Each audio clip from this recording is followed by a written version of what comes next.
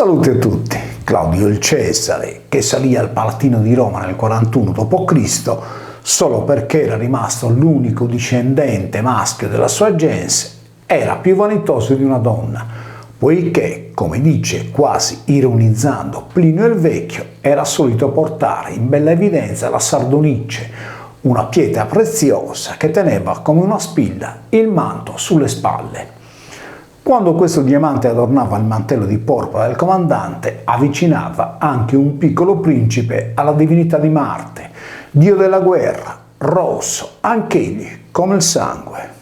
La sardonice riportata con sardonuce si leggeva sardonucche, dunque nuche sarda. Questo minerale acquisiva valore man mano che le sue striature si tingevano di rosso, più o meno come l'agata sardonica. Da ciò si evince che l'aggettivo sardonico significa rosso, per cui sardo e Sardegna sono sinonimi di rosso. Quasi associata alla sardonice era l'andalusite, che prende o che dà il nome alla regione della Andalusia iberica. Lusitani sono denominati ancora oggi i portoghesi, poiché il loro paese si affaccia sull'Atlantico con il sole a occidente. Il rosseggiare del sole al tramonto è detto porfura, femminile del noto porfuros, ossia porfiro, che vuol dire porpora. La divinità protettrice dei tintori era Lusia, scritta Lidia, come la regione storica dell'Anatolia antica con capitale Sardes. Per questo Omero chiama tale luogo terra di Luxion, vale a dire regione dei lussuosi. Vi è una trasposizione di nomi di luogo dalla Sardegna all'Anatolia, poiché l'attuale cittadina di Sardara, omonima della Sardes asiatica, viene chiamata da Tolomeo Lesa, che è la leggera corruzione di Lusa, Lusia, Lidia. Ancora Tolomeo individua nella Sardegna centro-occidentale il popolo dei Lusaronensioi, a cui afferiva molto probabilmente nel periodo romano la Cors Lusitanorum. Sardo o Sardu sono dunque cognomi che riportano il colore rosso, come allo stesso modo Lusio, Lusia, Lusso o Deluso si rifanno alla Lusia. Sempre Tolomeo cita nei pressi di Bidda Ramosa, paese del rame, oggi Valle Hermosa, il Sardopattoris Fanum, vale a dire il tempio dell'arco di Sardo. Già, perché il genitivo pattoris non è rivolto a padre, come alcuni sostengono, ma all'arco. È proprio, invece, del padre il latino sardus pater, babai rosso dei sardi. Nella moneta coniata da Balbo, il sardus pater è raffigurato con l'elmo piumato e la virga sardisca. Tale arma era chiamata in questo modo non tanto per la sua lama, quanto per il suo manico, ricavato dalla quercia subere, che dopo la decortica si presenta rossa, come il lituo, da cui litu, quercia. Il babai sardo indossava anche il mantello di porpora, dal momento che in sardo la coccinella con il suo manto rosso è detta babaiola, vale a dire babai che vola. Sardonico è anche il riso dei sardi, non tanto perché, come sostengono scrittori antichi e moderni, i nostri ingerivano involontariamente erbe velenose, ma semplicemente perché il riso sardonico era il riso del melograno, che quando si apre mostra i denti o grani rossi. Su riso dessa melagrenada chi fettas, si dice in termini più o meno simili in tutta la Sardegna. Sardonico era anche lino tinto di rosso, che come documenta Erodoto veniva tessuto allo stesso modo dai colchi e dagli egiziani. Era infine sardonico il mare occidentale sardo. A riguardo Pseudo Apollodoro, raccontando degli argonauti che risalivano il fiume mitologico Eridano, dice che la nave Argo navigò nel mare sardonico dopo aver solcato la Tirrenia. Callima narra che in Sardegna la divinità di Cupride riceve le offerte per gli imbarchi. Poi aggiunge: l'isola è protetta da torri nuragiche tutte intorno. Quale baluardo è il più forte? Cupride deve il suo nome alla cuprite, il minerale da cui si ricava tra gli altri il rame, che è allo stato puro di colore rosso. Da ciò le ciottole di terracotta sono dette cupuru. Cupride può essere quindi paragonata alla diva Erutreia, da Erutros, che significa rosso, figlia di Gerione, chiamata anche Afrodisia, con un chiaro riferimento alla Verene Cnudia o Cunnusa. L'isola di Erutreia, o Isola Rossa, dice Strabone, si trovava nel lontano occidente, presso il giardino che la madre terra donò a Era. Tale giardino era quello delle Hesperidi, o ninfe della notte, che avevano la loro sede in Sardegna, come testimonia Apollonio Rodio. Ispera, da cui Hesperidi, è in sardo l'ultimo bagliore di luce sul mare occidentale sardo. Il rosso purpureo proprio del mantello di pelle era chiamato in latino pelagium, similmente all'etimonico pelasgo, ossia pedagium, il sardo pellito, vestito di pelli, descritto da Tito Livio e da Plinio il Vecchio. La porpora è detta anche Tyrium, quasi come la città di Tiro in Fenicia, e si rifà al turro, il bastone di comando del Tirso. Il melograno maturo con i chicchi rossi che si mostravano quando la buccia si spaccava era detto dai romani mela granata o mela punica. Punico, o meglio punnico, vuol dire sardo lussuoso, proprio come la Lusia o la Sardica. Se si confrontano le consonanti degli etimi foiniches e punico, si vede che sono uguali, poiché sia l'uno che l'altro significano rosso. Non per niente i fenici erano famosi per la produzione della porpora. Gli egiziani chiamavano la volpe rossa del deserto feniche, proprio per far risaltare il colore rosso del pelo e della coda. Anche l'airone rosso era detto feniche o uccello di fuoco.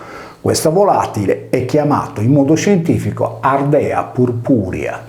In sardo è detto mengarrubia, ossia mengo rosso, conformandosi in tal modo al mengoni fenicotero.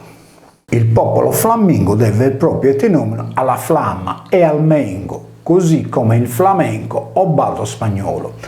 Nella Roma repubblicana i flamini erano infatti i sacerdoti del fuoco. Ancora oggi, nella Sardegna meridionale, i fenicoteri, che posseggono la stessa radice dei fenici e dei punici, sono detti genti a rubia, ovvero sia gente rossa. Descrivendo un vaso artigianale, Omero dice che gli uomini fenici lo avevano portato dal mare nebbioso. Con tale epiteto, Omero intendeva dire uomini vestiti da fenici, vale a dire con il mantello di porpora. A tale proposito Erodoto racconta che quando i focei ionici dell'Anatolia si sentirono minacciati dal persiano Ciro il Grande, 590-530 a.C., andarono a chiedere aiuto agli Spartani.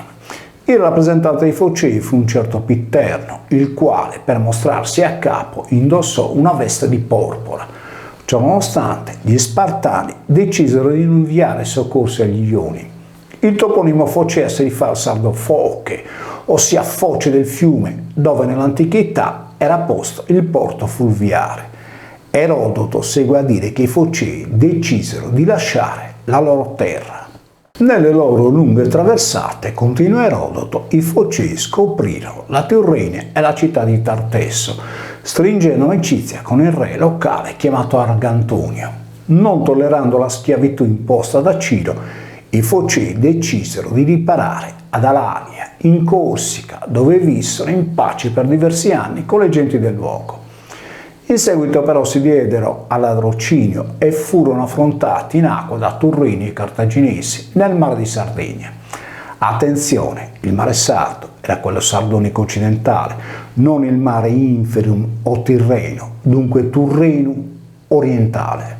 Esiste una comunanza di nomi fra Tartesso e Alalia, le città citate da Erodoto nella storia dei Focei, poiché Tarsos, così come era scritto in origine Tarlos o Tartesso, significava le ali, esattamente come Alalia. Se poi si considera che il Sinis, dove Tarros è situata, deriva dal Sisini o il Cinio, è facile capire che la sua conformazione geografica riproduce la testa del volatile con le sue ali aperte. Le ali in sardo sono dette anche Abas, come la città di Ales, luogo dove Eracle, giunto nell'isola di Erutreia, vi soggiornò prima di arrivare a Tartesso. E infine, chiude Erodoto, Anche il filosofo Biante di Priene propose agli Ioni di salpare in un'unica flotta per raggiungere la Sardegna.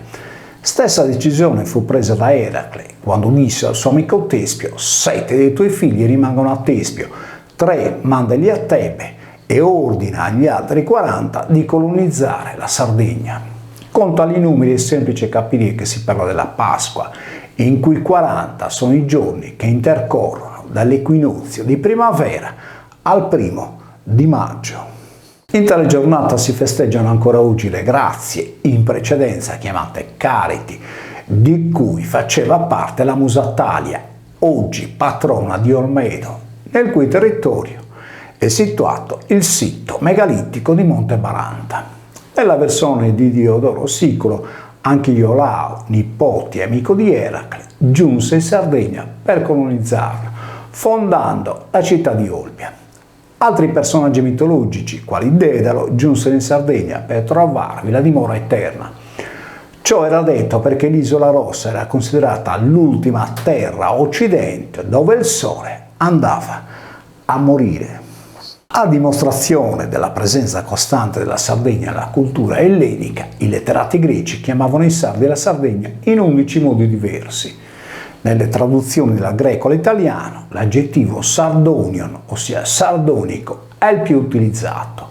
I greci, come gli italici, propendono a trasformare la vocale sardo-latina U in O. Infatti, le uscite dei sostantivi greci in os mutano in us latino e risolvono in u sardo.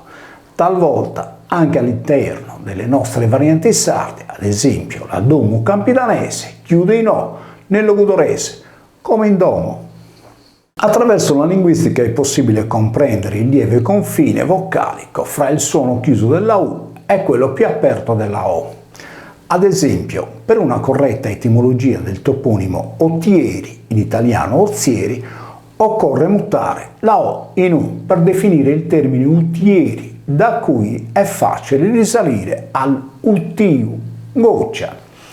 Allo stesso modo, individuando lo spostamento delle consonanti liquide all'interno di parola, sarà relativamente semplice capire il mutamento nel tempo del toponimo Carali in Cagliari o Curoli in Culleri. Il sostantivo Ulbia, trascritto nelle fonti latine, con l'apertura della vocale U in O, è risolto in Olbia. Inoltre, a causa della consonante liquida L, che si muove all'interno di parola generando metatesi linguistica, la città ha modificato il suo originario nome da Lubia o Libia in Olbia. In greco antico, con la voce Libue si intendeva la Libia o il nord dell'Africa in generale. Libussa è la donna libica, ma anche la principessa che fondò Praga, nonché una città della Bitinia, dove Annibale si diede la morte nel 183 a.C. Il greco libusticos vuol dire libico e ha la stessa radice del libustis, la stella rossa che segnava la spalla di Orione. Salupia o lubia è in sardo la macchia rossa escrescente sulla pelle. La Libussa Murina era, secondo Diodoro Siculo, una regina delle Amazzoni, chiamata in questo modo per il suo mantello rosso. Ulbia, Olbia e Turris Libusonis o Turre de Libusone, Porto Torres, hanno perciò lo stesso toponimo. Con il nome di Lubia, Olbia e 2 comunità sarde hanno mutuato decine di città e luoghi in tutto il Mediterraneo. Olbia Ponti, che era la città fondata nei pressi della foce del fiume di Dnieper, non lontano dall'attuale penisola di Crimea nel Mar Nero, mentre Olbia Gallica è affacciata sul golfo di Tolone nella Francia meridionale. Conosciute meno sono le testimonianze che collocano una città di Olbia nella Cirenaica, proprio nella terra dei Libu, e un'altra sul Mar Rosso.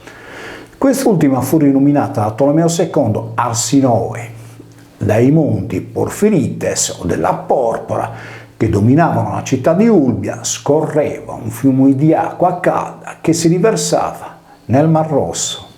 Anche in Sardegna le sorgenti di acqua calda delle terme di Santa Maria Coghinas sono sovrastate dal Monte Ruju, ai piedi del quale era posta la città di Ampurias, che si rifà al rosso porfura.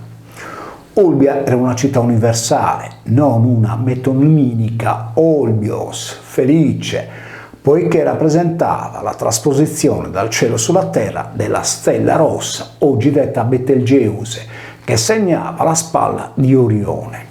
E questo è il motivo per cui fin dall'antichità i sacerdoti e i comandanti militari usavano la sardonice per tenere fermo sulle spalle il mantello di porpora.